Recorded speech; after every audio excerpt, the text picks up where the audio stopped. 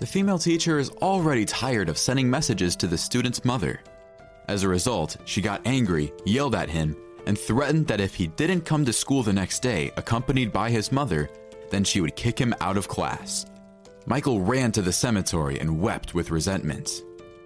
He was bullied by his classmates because of his appearance, as he came to school dirty and wearing torn pants. The boy was only 8 years old. He tried to wash his clothes, but he had no soap, no washing powder, no water at home. But how did the boy come to such a life?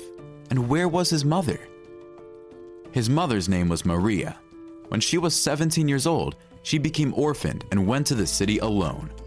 There she lived the best she could, interrupted by small part-time jobs.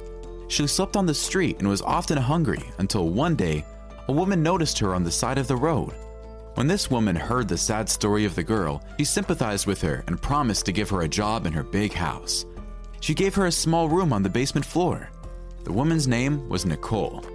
She was imbued with the story of the girl because she herself was once poor, and she had to work hard to earn her fortune. When Maria started working in this home, the woman realized that she made the right decision to hire her. The girl was very neat and cooked well. Only Nicole and her husband lived in the house because their sons were already big. The eldest son lived with his family in another city, and their youngest son studied abroad. Everything went great for almost 2 years. Nicole even offered to buy in installments the small house that Maria lived with her husband when they were young, and Maria gladly agreed. She moved into this house a year and a half later. House payments were 80% of her salary, but she was incredibly happy because she went to work in the morning where she could eat for free and do her laundry. In general, she had nowhere to spend the rest of the money, and the girl even managed to save money with such a small income. 2 years after Maria started working in this house, the mistress's son returned. When the young man saw the girl, he lost his head from her unusual beauty. Maria was a very beautiful girl, and this caught Jack's attention. But unfortunately, his intentions were not at all noble, as he only wanted to have some fun. The guy was too arrogant to be seriously interested in the poor maid, and besides, he was already engaged to the daughter of an influential deputy. Jack began courting Maria, who was 7 years his junior, and they secretly went on dates. It seemed to the poor girl that her dream had come true. She fell in love without memory and succumbed to the guy's persistent courtship, agreeing to intimacy with him. After 3 months, Maria was pregnant, and Jack at that time was quietly preparing for his wedding. The girl confessed to Nicole what happened between her and her son, and she promised to help her, but she immediately said that her son would marry the daughter of the deputy and not her. Maria was depressed again and felt miserable. But what happened next shocked her even more. One night, a drunken Jack broke into her home and demanded that she forget him and not interfere with his life. He told the girl to sell this house as soon as possible and go to another place. Otherwise, he would find people who would not let her live normally. "You've already profited enough from our family, so go back to your village," said the enraged man. The frightened Mary complied with his demands. She sold the house and moved to another city. Nicole was looking for the girl, but she couldn't find her. At 5 months pregnant, Maria opened a small stall where she sold vegetables. Things went very well for her. The house she bought was small but very spacious for her and the baby. She lived all alone. No one took her to the hospital. No one met her from there after a difficult birth. But nevertheless, the girl was happy because the child was born healthy and he had a roof over his head. The boy grew up. While Maria was at work, he was cared for by her friend and neighbor Karen, whom Maria became friends with when she moved to a new location. When the boy was 1 year old, Maria began to take the children to work. She also arranged for Karen to work in her vegetable stall, and in fact, the boy was almost always under the supervision of 2 mothers. A few months later, Karen's fiancé, who worked at a local bank, visited them.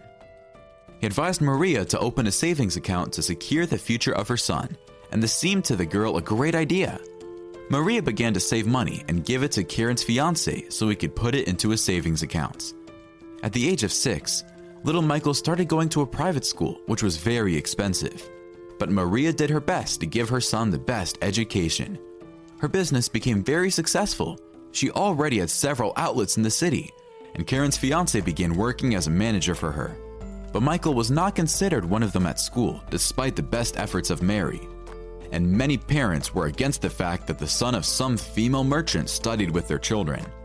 But the female teacher who taught with Michael was a very kind woman.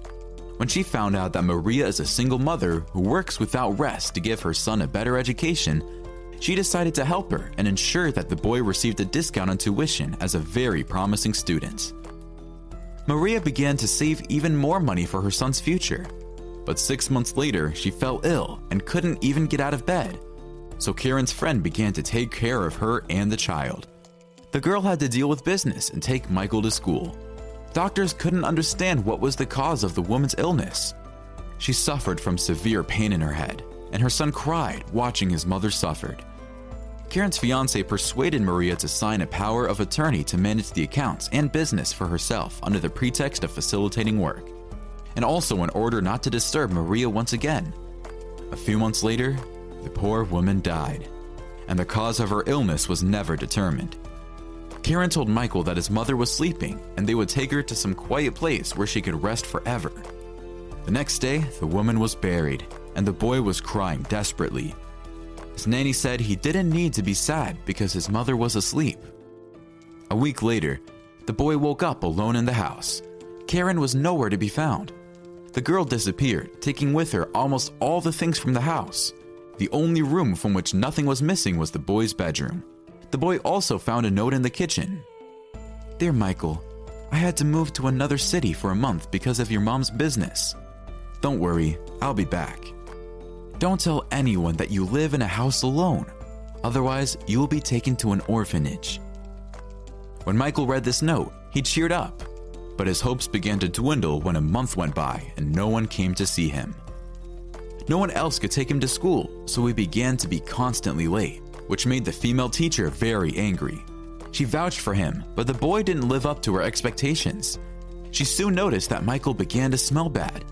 The woman gave a note to his mother, in which she asked to wash her son. Michael continued to study well, but he became a little distracted. Once the female teacher called him to the blackboard and scolded the boy in front of everyone, saying that he didn't take care of himself. But she didn't know that the electricity and water were turned off in the house where Michael lived because he had nothing to pay for utilities. He fetched water from neighboring gardens and looked for food in garbage cans. The female teacher constantly wrote remarks in the boy's diary for Maria, but she never answered, which angered the woman even more. When it was time for the school exhibition, the boy couldn't submit his project because he didn't have the money for the necessary materials. "Again, you let us down. I don't need such a dirty and lazy student in my school," the female teacher said. She grabbed his hand and led him out of the classroom, and also wrote in his notebook, "Please, if you don't show up at school tomorrow, don't send your son here again. It's unacceptable in what form Michael comes to school." The boy was depressed, and he ran out of the school in tears towards the cemetery. He began to shout to his mother, "Mom, get up faster. You have already rested enough. You should go to the teacher and say that I came dirty because you are not at home." The cemetery caretaker heard the boy's cries and called the police. As soon as the female teacher found out about the incident, she went to the police to the boy and fell on her knees in front of him, asking his forgiveness. Poor Michael stood in front of her and couldn't stop crying because he already understood that his mother would never return. Journalists found Michael's story and made a story out of it. The police launched an investigation. They accused Karen and her fiancé of stealing Maria's money and business. The police also found out that they poisoned the poor woman on purpose, and her death was not an accident. The criminal couple received a serious sentence. Michael's fate was determined quickly. After everything that happened, Michael's female teacher decided to adopt the boy and give him the love and care that he didn't receive after the death of his mother. But that's not all.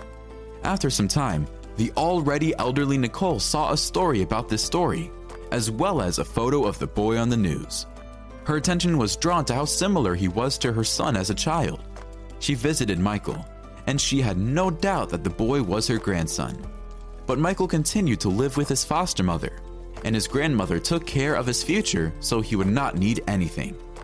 Michael's father Jack didn't want to communicate with his son. However, Nicole was not upset because of this, because she had long been disappointed in her son and wanted to do everything so that Michael would grow up as a different person. That's all, my friends. Thank you for